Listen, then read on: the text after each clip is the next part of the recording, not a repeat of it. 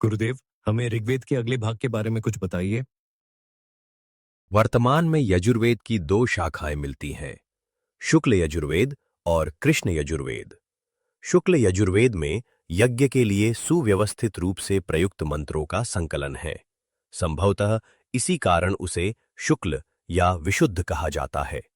कृष्ण यजुर्वेद में मंत्रों के अलावा यज्ञ अनुष्ठान की व्याख्या भी अतिरिक्त रूप से दी गई है।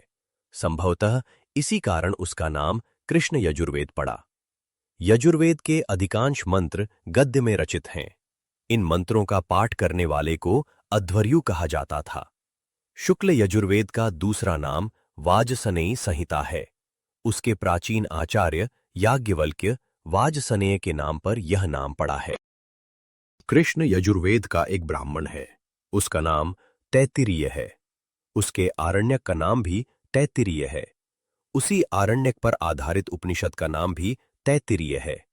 शुक्ल यजुर्वेद का शतपथ ब्राह्मण नाम का एक ब्राह्मण है। उस पर आधारित आरण्यक इस ब्राह्मण का ही भाग है और उसी नाम से प्रचलित है। इस वेद पर आधारित दो उपनिषद हैं, बृहदारण्यक और ईश। बृहदारण्यक सबसे बड़ा उपनिषद है।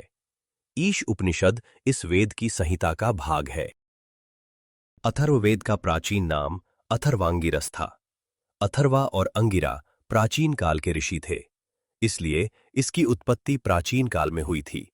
हालांकि इसकी प्रकृति को देखकर ऐसा लगता है कि इसका एक बड़ा हिस्सा बाद के काल, अपेक्षाकृत आधुनिक काल में रचा गया था। अथर्ववेद की मुख्य विषय वस्तु जादू टोना है।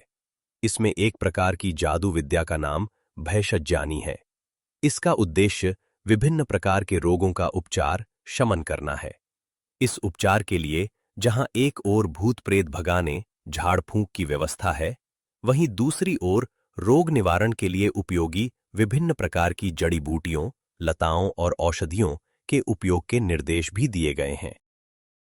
अथर्ववेद में केवल एक ही ब्राह्मण है, जिसका नाम गोपथ ब्राह्मण है। इसके साथ कोई भी आरण्यक जुड़ा हुआ नहीं है। हालांकि प्रश्न उपनिषद इस वेद की पैप्पलाद शाखा के अंतर्गत आता है। इसके बाद वेदांग आते हैं। चूंकि ये विषय वेद पाठ और यज्ञ अनुष्ठानों में सहायता करते थे, इसलिए इन्हें वेदांग, वेद के अंग, कहा जाता है।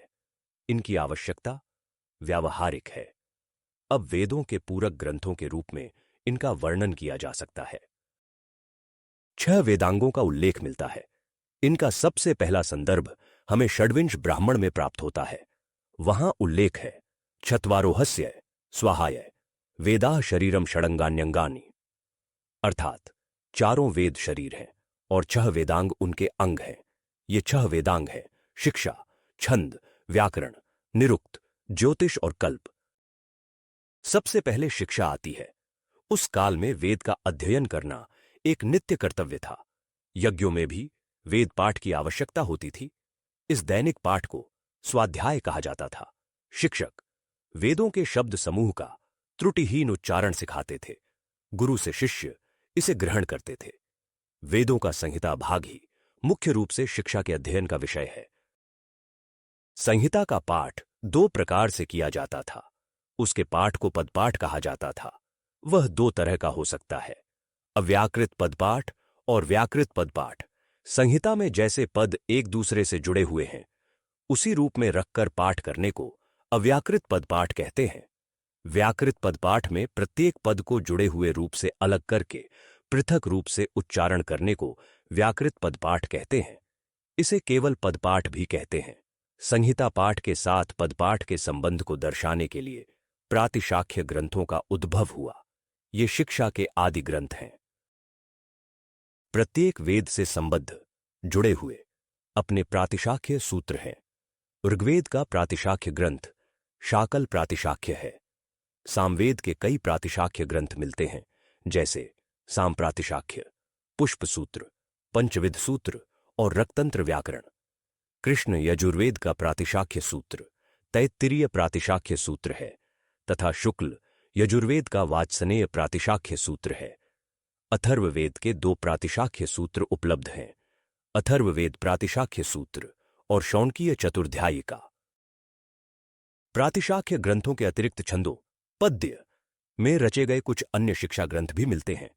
उनमें मुख्य इस प्रकार हैं: ऋग्वेद और यजुर्वेद की पाणिनीय शिक्षा, सामवेद की नारदीय शिक्षा, कृष्ण यजुर्वेद की व्यास शिक्षा, शुक्ल यजुर्वेद की याज्ञवल्क्य शिक्षा, अथर्ववेद की मांडुक्य शिक्षा।